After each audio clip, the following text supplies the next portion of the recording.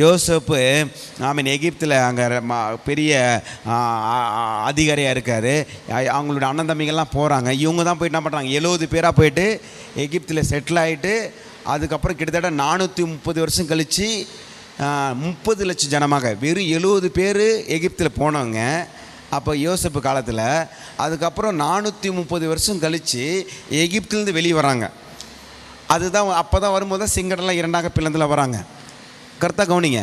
அப்போ 430 வருஷத்துக்கு முன்னாடி யோசேப்பு சொல்கிறாரு, எங்களை அழைத்த தேவன், நம்மளுடைய பிதாக்களுக்கு ஆணையிட்டு கொடுத்த இந்த தேசத்தை தருவேன் என்று ஆபிரகாமுக்கும் ஈசாக்குக்கும் யாக்கோப்புக்கும் ஆணையிட்டு கொடுத்த தேவன் நிச்சயமாய் உங்கள் தேசத்துக்கு அவர் புறப்பட செய்வார், நிச்சயமாக புறப்பட செய்வார் என்று யோசேப்பு சொல்கிறான். நீங்கள் போகும்பொழுது 430 வருஷம் கழித்து போகும்பொழுது என்னுடைய எலும்பு கொஞ்சம் எடுத்துன்னு போங்கப்பா ஆண்டு சொன்னான் தேசத்துக்கு.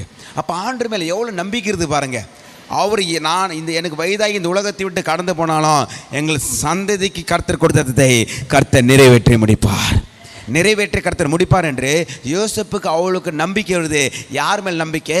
யோசேப்பு இந்த உலகத்தை விட்டு கடந்து போகிற நேரத்தில் அவர் சொல்கிறாரு, இவர் மேல் நம்பிக்கை இல்லை, ஏசப்பா மேல் நம்பிக்கை.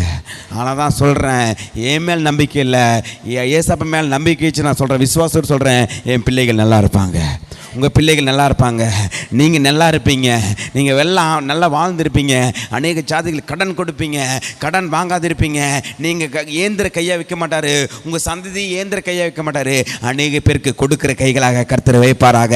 கரங்களை தட்டி மகிமைப்படுத்துங்க.